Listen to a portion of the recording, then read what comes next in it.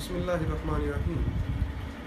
मेरा नाम हसनैन अली है और आज हम एक कोर्स का आगाज़ कर रहे हैं जिसमें हम आसान तरीके से शायरी के बारे में सीखेंगे कि शायरी को किन औज़ार किन कवानीन के तहत किया जाता है।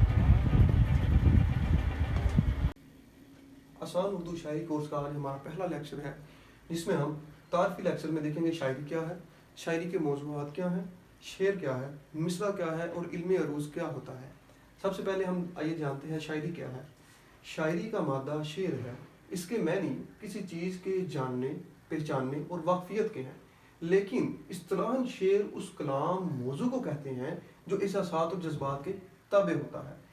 आगे शायरी में हम एहसासात और जज्बात को बयान करते हैं, ये इस्तिलाही मैनी है। नेक्स्ट हमारे पास है मौज़ूआत क्या हैं। मौज़ूआत हमारे पास शायरी के हिजर व फिराक हैं, इश्क व मोहब्बत है, हुस्न व जमाल है, महबूब का तज़किरा किया जाता है, शबनम के बारे में लिखा जाता है, खदो खाल, महबूब के खदो खाल बयान किए जाते हैं, वफ़ा और जफ़ा का जिक्र किया जाता है, गुलो बुलबुल, सुबह शाम वगैरह का जिक्र किया जाता है। ये हमारे पास थे शायरी के मौज़ूआत। आगे हमारे पास हम देखते हैं कि शायरी में शेर क्या है। शेर जो होता है ऐसा सुखन है जिसमें वज़न काफ़िया रदीफ़ को इस्तेमाल करते हुए हम वज़न मिसरों पर मुश्तमिल होता है। शेर में हम काफ़िया रदीफ़ का इस्तेमाल करते हैं और औज़ान के तहत, वज़न के तहत हम मिसरे लिखते हैं। मिसरा किस चीज़ को कहा जाता है? मिसरे में हम आधा शेर को हम मिसरा कहते हैं, यानी कि शेर की एक सतर को मिसरा कहते हैं। आगे हम देखते हैं कि इल्मे अरूज़ क्या है।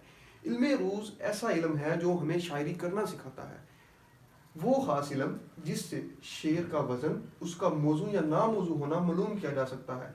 यही इल्म हमें इस बात के बारे में इल्म देता है कि क्या शेर हमारा मौजू है या नहीं मौजू है, क्या ये हमारा शेर औज़ान और कवानीन के मुताबिक है या नहीं है।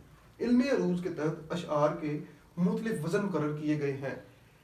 हर वज़न को बहर कहते हैं, उन औज़ान को, उन वज़नों को बहर कहा जाता है। हर बहर चंद ख़ास अल्फाज अरकान से तश्कील पाती है। हर बहर के महसूस अरकान हैं और उनकी महसूस तादाद होती है। इसके बारे में हम इंशाल्लाह आइंदा आने वाले लेक्चर में देखेंगे, जिनकी मदद से शेर को नापा तोला जा सकता है। इल्मे अरूज़ के तहत हम बहरों का इस्तेमाल करते हुए शेर को कहते हैं, जिसमें हम अपने एहसासात जज्बात को बयान करते हैं। यहाँ हमारे पास एक स्केच है जिसके ज़रिए हम शेर कहने के अमल को आसान तरीके से समझते हैं। शायरी में हम शेर कहते हैं, इल्मे अरूज़ को इस्तेमाल करते हुए मिसरे कहते हैं, और वो मिसरे जुड़ कर दोबारा शेर बन जाते हैं और ये हमारी शायरी बन जाती है। इल्मे अरूज़ में हम बहर का इस्तेमाल करते हुए मिसरे कहते हैं, जिसमें हम एहसासात और जज्बात को बयान करते हैं और साथ हम रदीफ़ काफ़ी का इस्तेमाल करते हैं। नेक्स्ट हमने आगे मज़ीद जो हमारे लेक्चर्स होंगे वो हम इल्मे अरूज़ के ऊपर डिस्कस करेंगे कि इल्मे अरूज़ क्या है।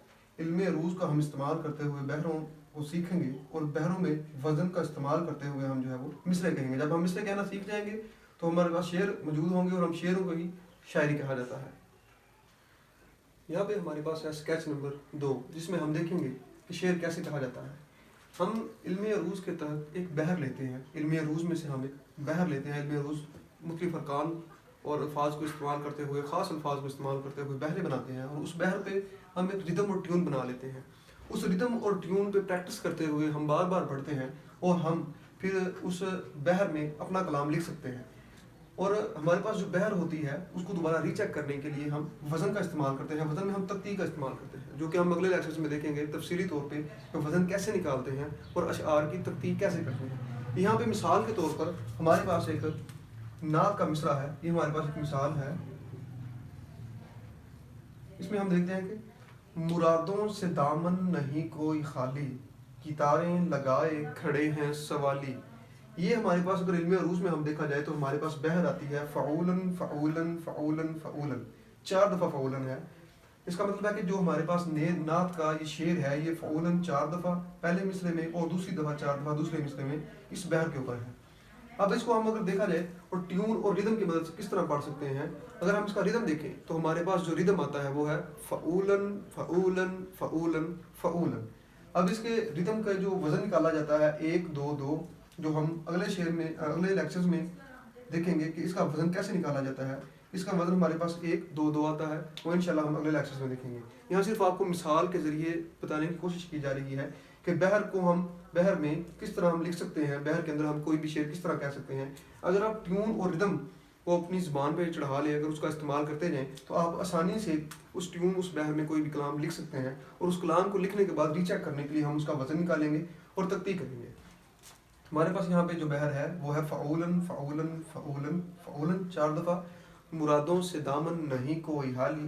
یہ جس طرح میں پڑھ رہا ہوں یہ ہمارے پاس ردم بن جائے گا، فعولن فعولن فعولن فعولن، اور اس کو ہم اپنی ٹیون میں بھی لکھ سکتے ہیں، اپنی ٹیون میں بھی پڑھ سکتے ہیں، جس طرح مختلف نعت خواں پڑھتے ہیں اس طرح کی ٹیون میں بھی ہم پڑھ سکتے ہیں، جیسے فعولن فعولن فعولن فعولن، مرادوں سے دامن نہیں کوئی خالی، کتارے لگائے کھڑے ہیں سوالی۔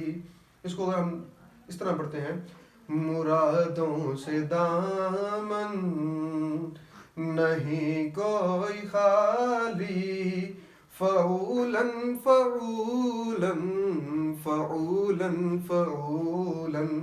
اس کے ایک مصرے میں ہم نے نعت کا شعر پڑھا اور دوسرے مصرے میں ہم نے بحر کو پڑھا، تو دونوں ایک ہی ردم میں آ رہے ہیں۔